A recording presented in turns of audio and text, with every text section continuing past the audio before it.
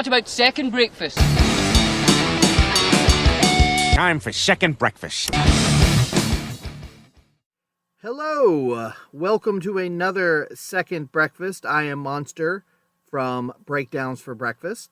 And on today's episode, I want to talk about an interesting genre of music, maybe. So if you have been keeping up with the show, as you should be, you'll know we just recently did an episode on a band called Sim, Silence Is Mine. And they are a band from Japan. Now, I've talked about this on other episodes as well. It seems like here in America, we are very concerned with genre tags. Everything needs to fit into a box. And that's why there's like such a heated debate around a band like Sleep Token. Because is it metal? It's not really metal, but people call it metal. And it's like, no, it's just a band with lots of different genres mixed into their sound. And when we did the episode on Sim, I made it very clear that I liked what they were mixing in. Danger did not. I'm a huge fan of 311, so when they go into reggae, dancehall, ska beats, and that kind of stuff, referring to Sim on their album, Play Dead, I liked it when they did those things. Danger, not so much, but as is well documented on the show, Danger doesn't like fun, and ska and dancehall is usually associated with fun. So anyway, I really like bands that do something unique. And in addition to blending lots of different sounds, Japan has another genre / category that I recently came across. Well, I say recently, it's been a few years now, that really took me down a rabbit hole when I first came across it. It might even be one of the oddest, if you want to call it a genre. It's almost in line with the quote-unquote Christian music tag, where it doesn't really, what it sounds like is secondary to the lyrical content. Where in this case, what I want to talk about today is the music style is secondary to the look of it. What I'm talking about is something that is referred to as Visual Kei. It is a specific visual look that a lot of bands from Japan have done over the years. Now, I first came across this with a band called Jaluka. It might have been my doom scrolling, or Danger might have sent it to me. I think I got it sent more than once, and then I in turn sent it to a lot of other people. But they were talking about this breakdown by this band, and they said it's the heaviest breakdown of all time, clickbait kind of stuff.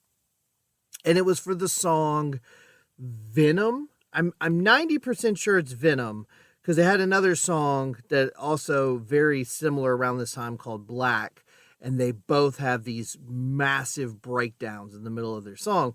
And what was cool about it was, yes, it was heavy, but it was also like metal, but also sort of dubstep in the breakdown section. Jaluka as a whole has this very, again, similar to Sim in the idea that it's a mix of things, but in Jaluka's case, it's much heavier. It's very much metal first, metalcore first. And then they mix in, some more cinematic, production.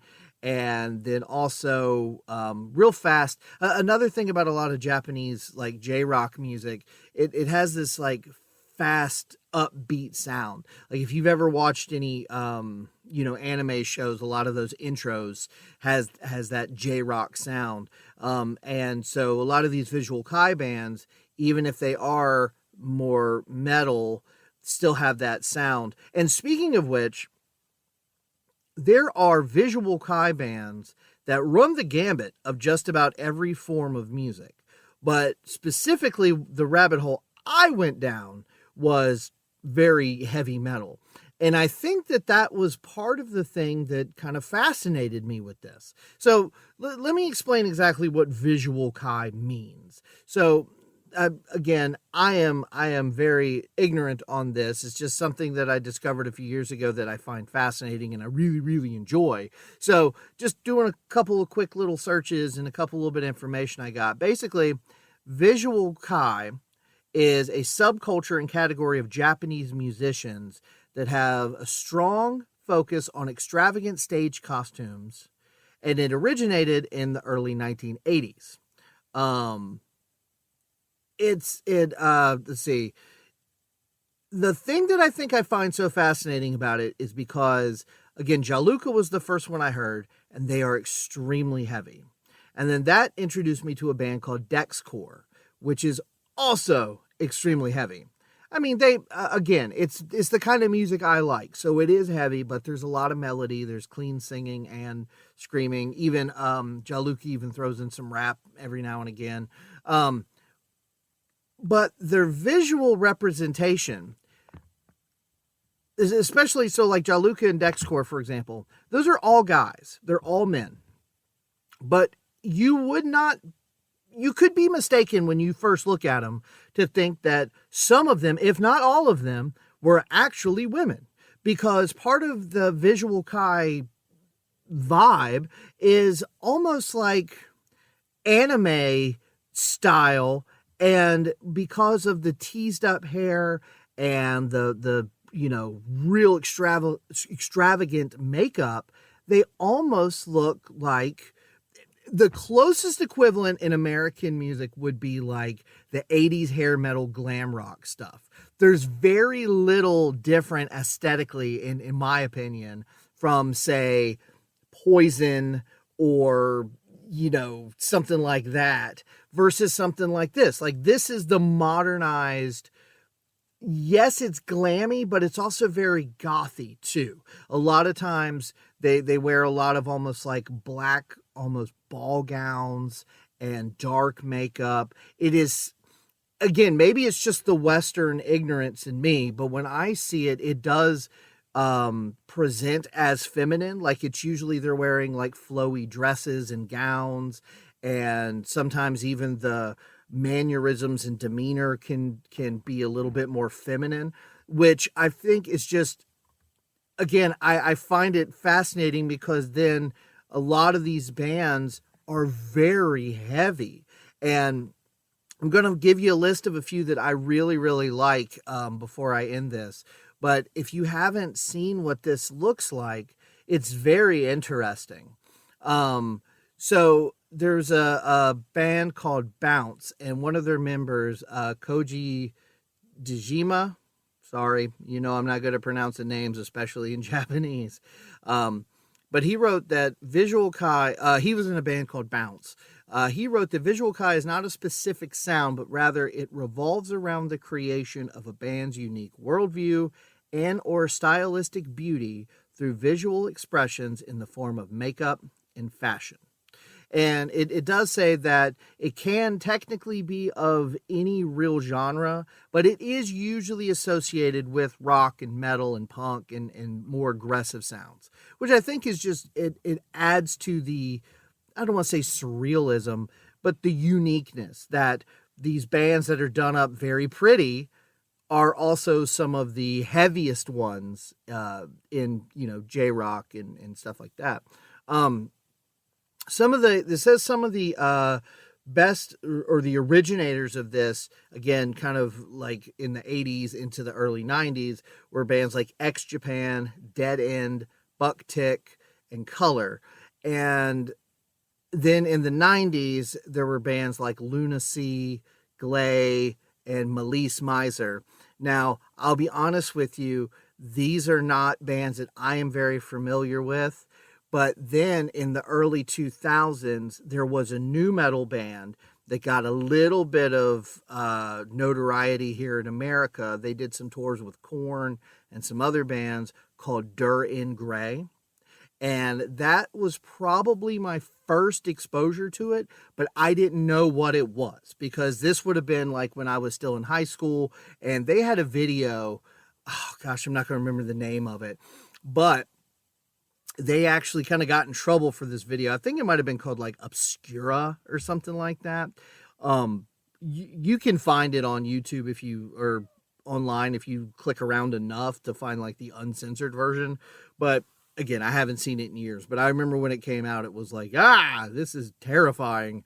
And in their case, at least at that time, and I'm not super familiar with them either, their Visual Kei style was not quite as, I hate to use the word feminine because I don't know that that's really what they're going for. It just sort of ends up being that way, I guess, in my ignorant Western brain. And maybe over there, and look, I don't want to get into like gender stuff and all that. That's none of my business. I'm just saying that like here in America, when you see men dressed that way, presenting that way, we would consider that like feminine.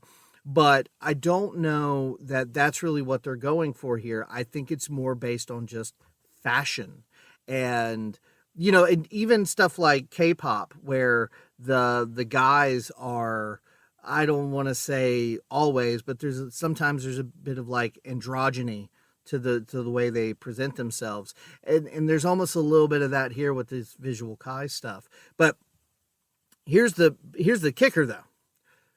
They may show up wearing like a ball gown and heels and crazy mascara and makeup, and then they shred their asses off and play some of the coolest, most interesting metal that I have heard in years.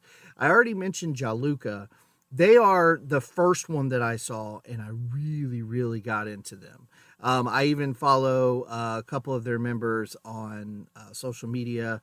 I know Boogie is the bass player, and then, oh gosh, the guitar player, name escapes me at the moment, but phenomenal guitar player, and does some rap vocals on some of the songs. Very cool. They're one of those bands that I would really, really like to see live. Everything I've seen of them performing live looks like a ton of fun.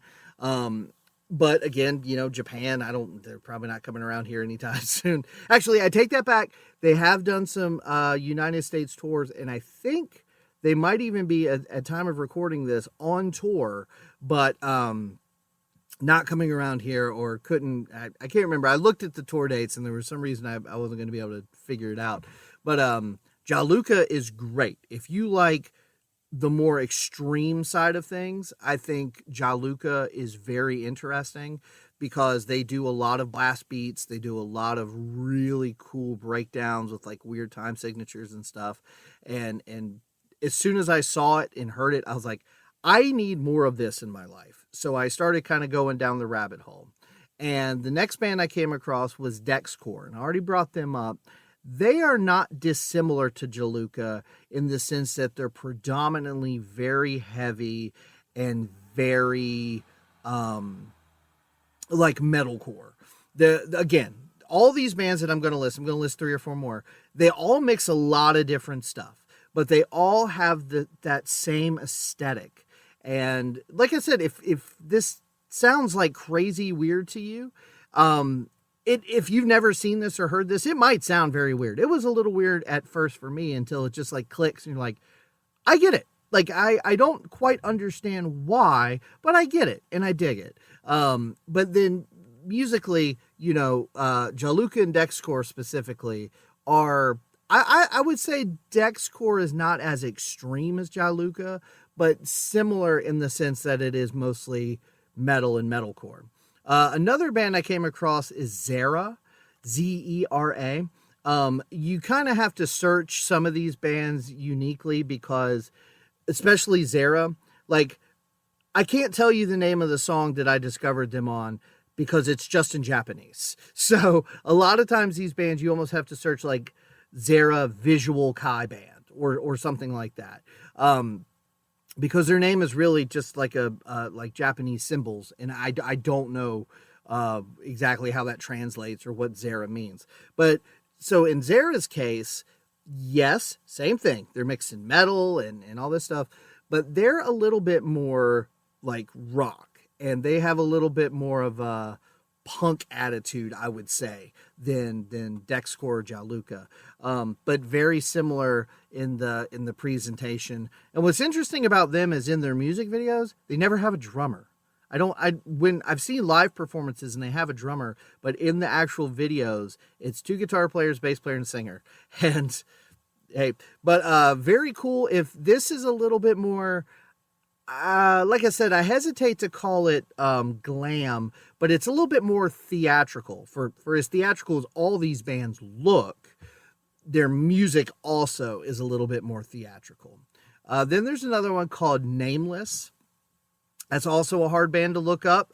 If you put Nameless Visual Kei, it usually comes up.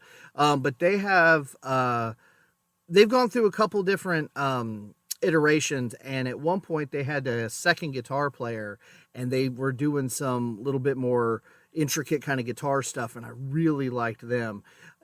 More similar to Jaluka and Dexcore, that it's a little bit more metalcore and not quite as glammy. But really, really cool.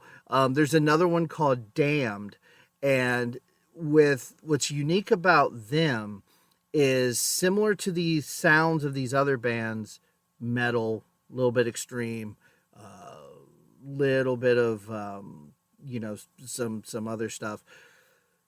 They have a very gothic presentation to their Visual Kei style. It's still very much in the same vein of, these like big elaborate costumes and the very aggressive makeup, but it's also it's a lot darker. And, like with Jaluka specifically, they have almost this cyberpunk aesthetic mixed in with this. This feels more like Victorian goth kind of mixed in with their look. And then sound-wise, yeah, they're very heavy as well. Already mentioned Duran Gray. They're sort of more nu metal. And I didn't, like I said, it's been years since I've really listened to them. They don't quite have as extreme visual that I remember.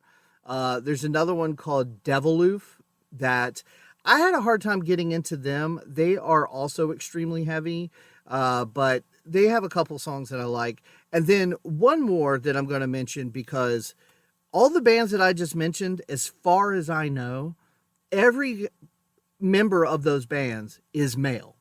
And they all have this aesthetic that I'm talking about, with the real aggressive makeup, a lot of flowy clothing. Again, as Westerners, we would say that they look very feminine. They're, presented that way. But there's a really cool band called STMLT. And they are considered Visual Kei as well, but they're actually an all-girl band. And I'm not 100% sure, but I think they're all really young too. They look very young, but they're really good. They have more of like a Linkin Park, rap rock, nu metal kind of sound. Very catchy, very cool. And if they are young, then if they're as young as I think they are, then I think they have a pretty bright future ahead of them. So that's just a quick little list of a handful of Visual Kei bands that I've discovered. There are tons and tons more. And just like everything else, there's all kinds of different styles. And and again, if I have said anything that's like, ignorant or whatever, please correct me. Because, this is a relatively new thing that I've, just over the past couple of years have gotten into. I don't know the history of it. I don't really know how it originated, other than what I said a few minutes ago. But I find it fascinating.